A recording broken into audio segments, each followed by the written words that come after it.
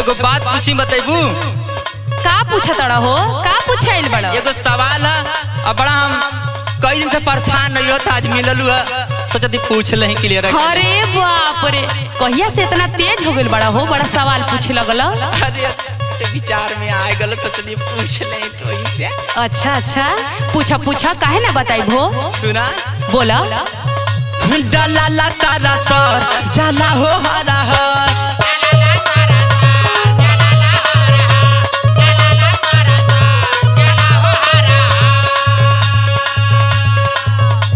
डलाला सारा सर जाला हो हरा हर, निकलला पे टप टप टप के हो, निकलला पे टप टप टप के हो, का होला बतावा भौजी हम के हो। अरे बताओ तनी, इतना ना घबराए के चाहिए। अरे नहीं हो, बात ये ना कि कई जानी बोलना कि जाओ नहीं से पूछला हुआ बताई। हाँ अच्छा ये बात बा। हाँ तबे नहीं लिए। देखो ऐसन सवाल कुल ना पूछल जाला, ऐसन कहाँ से तारा दिमाग में आ गइल? अरे हाय गो लेजन कहना पूछला नहीं। ठीक बा, सुना सुनावा। नारा में बोलती डालला सारा सर। अच्छा हाँ हो, पूछ गई हो।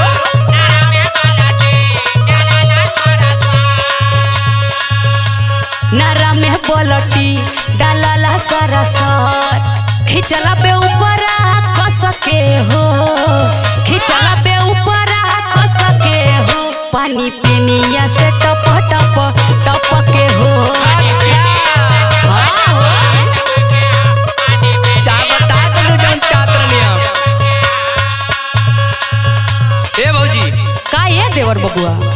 एगो सवाल और पूछे जवाब देबू ना? हाँ एकदम देव, काहे ना देव हो? ए भैया तन रुका पूछ ले बता ना भौजी खूब साजी हमार। सुना अगमा रहे लपातर पछवा चाड़ा हो जाला,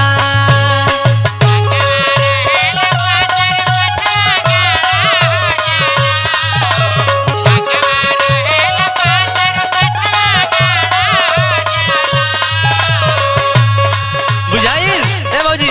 अरे कुल बुझाता नहीं हो। अच्छा अगवा रहे लपातर पछवा चाड़ा हो जाला, हे भौजी हेती गो सामान कैसे बड़ा हो जाला।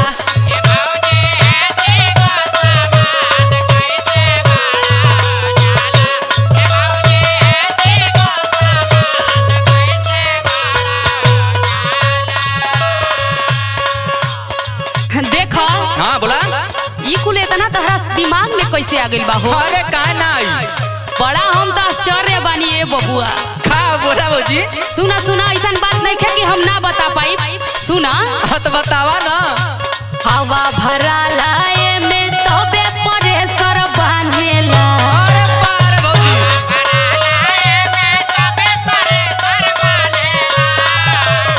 लगत तो कुआरे में फुलौले उगु बाड़ा। अरे हाँ हो,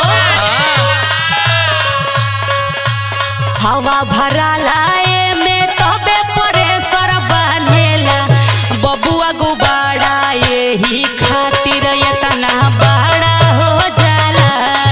अच्छा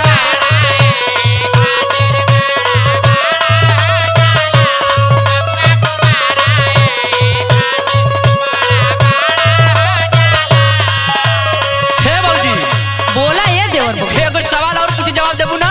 एकदम देव। एकदम हट के पूछब। अरे हमरो के का जाना तड़ा? तो देबू ना? अरे काहे ना? चला सुना। सुनावो। कौन होला भौजी अंग हो जवाना, अंगुरी डाल के हिलावे में मजा आवेला।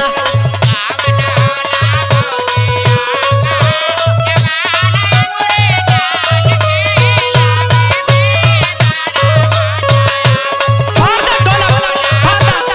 दूसर किनारे कल चल के दाल मंडी से।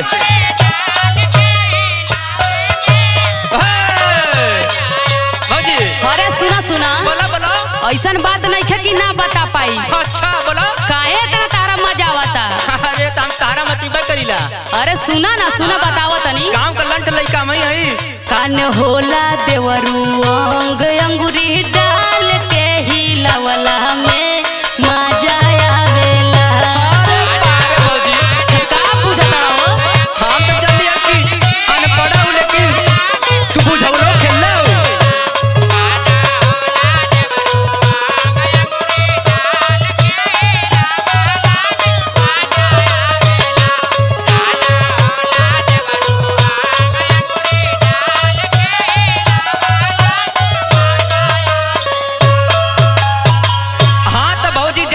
तो के हाँ तो का समझा तड़? हम तो जानली कि एकदम चौपटा हूँ लेकिन मान गेली। अरे भाग